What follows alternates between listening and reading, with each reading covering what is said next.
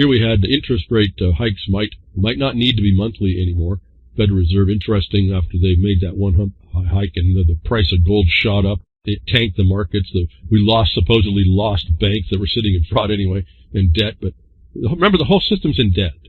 And nobody in debt, nobody using debt can be considered someone who has rights. So understand that's the underlying judicial notice taken of you, why it's so important to adjust your status.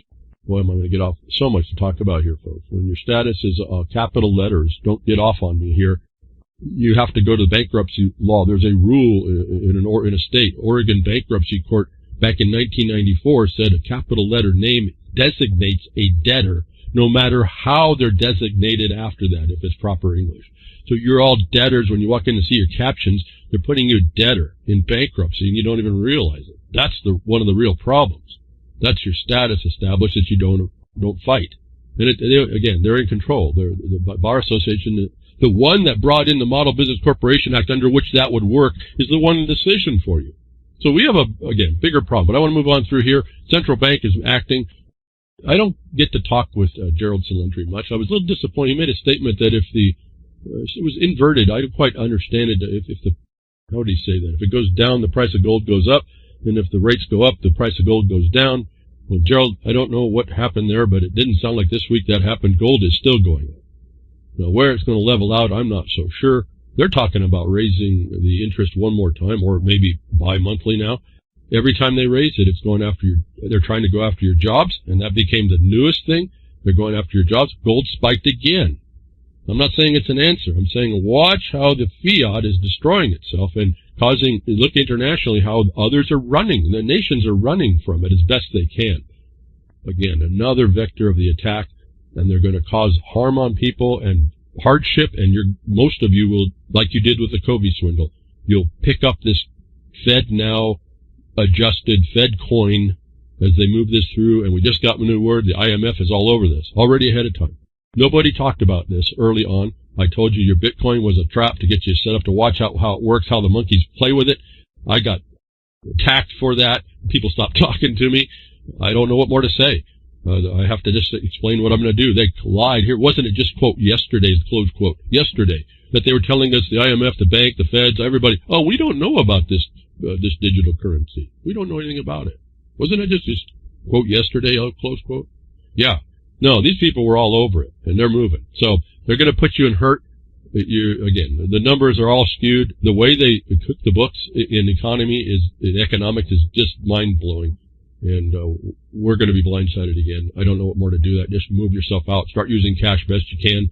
Start moving into things that are commodity. Start producing yourself. Start working with other production and producers who manufacture from that if you need to. I don't know where the answer completely is. They really have a stranglehold on this thing because of the money that what a blaspheme, right? The as money that you use with the as law. This isn't a statute code to you, but that's the only thing going. So now, this is all discussed as a national security problem, and this is what starts this other condition now, which I told you that once the military puffed its head up, and we didn't put it back in its place quickly with the COVID swindle at warp speed, we brought on the ability of the Pentagon and national security to declare all kinds of stuff, like they did at 9/11. I said it was going to be a progression now. We didn't step up and stop any of it. The people had no say and didn't insist. And so I'm not sure, again, where anybody has to jump in is where you can. This is not a national thing. This is where we start to have to move, but they're going to take a lot of things away. That the Pentagon, remember I talked to you about this, it was in the reports coming, that that bank swindle that was caused by the Fed, all right? It was caused, the bank failures, they said. The question, and the big question about whether they did or not after that. Remember all that slush money they put away since the fraud, the toxic debt monetization, more fraud, that they put in the system and swirled away everywhere. All that was sitting there to so-called make liquidity for these banks. And I was wondering why they didn't go to that. Well, they didn't. Maybe they were too slow. They did a week later. Remember? When all of a sudden everybody's accounts would be covered? How is that? Wow, pretty fascinating. I told you this thing. I didn't realize that they could do this in 2008 with all this, but then I figured it out. They can kick this can down as long as everybody agrees with it. But now the Pentagon uses this attack, as I told you in those stories, when the the small business and the businesses, even the big ones, were going to be affected. And the investment that they put in so-called innovation, military innovation, got affected. The Pentagon stepped up and said, we might have to protect these. And I said, there you go. They're going to make this whole thing a national security interest. And now the Pentagon takes it, just by a word here, the term national security. Pentagon tries to cast bank runs as a national security threat. There's the news now coming right after, right? When our financial system was under assault, that is the national security issue. Senate Intelligence Chair Mark Warner told The Intercept. You can read all about what I was talking about before. It's now being highlighted by others. And this is how this game, if you will, it's a deadly game, gets played, and how they play you, and why you can't really be in all that. I said, do a quiet and silent bank run. Pull your money out, go put it in places. You may just need the cash, but as that cash dwindles in power, buying, purchasing power, or as I'm noticing, the price of things just going out of line is going to dwindle that cash holdings anyway. I don't know really what we do. We have to do in non-dependent production, but we're going to be a little bit dependent because of who we have to work with, and we have to be able to work with other people, as far as I can tell. How the cities do it, those urban areas, I don't know. I really don't know. Those of you in those areas, and if you can still get away with it, put gardens in. At least get some food and get yourself a little bit longer. I used to do that. Put a lot of pickable stuff out right up front by the sidewalk when I lived in a town, in a city. And like cherry tomato. People love tomatoes. They chose those tomatoes, didn't choose my garden. So I go ahead and gave a gift, and there was so much that I didn't matter. The abundance, the bounty that's there is plenty. So you can do that right in your front yard if they let you anymore, and that's part of the other problem, the attack. So the Pentagon has now been acknowledged what I told you. I guess I don't have to be a national news agency for as questionable as The Intercept is. And remember all that story behind there. Pentagon tries to cast the runs in the national security. Exactly. Everything gets cast in national security. And that's how it starts to roll through. And nobody makes a challenge, which I thought Covey Swindle would be able to answer. It still can, in a way, but there's so few people that are willing to step up or try, or anything else that's there as well. And I just wonder now. I don't know. And I hate to sound judgmental, but I just don't know what else to say.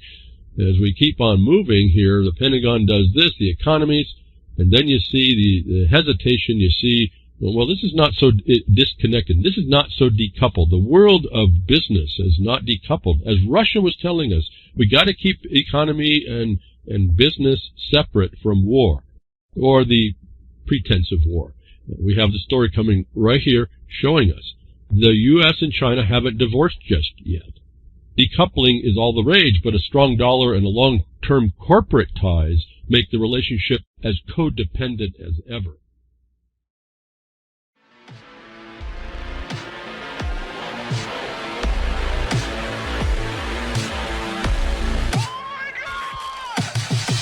We built giant corporate and government entities, powered by vast amounts of personal information, and expect them to be transparent machines, making our lives safer and easier.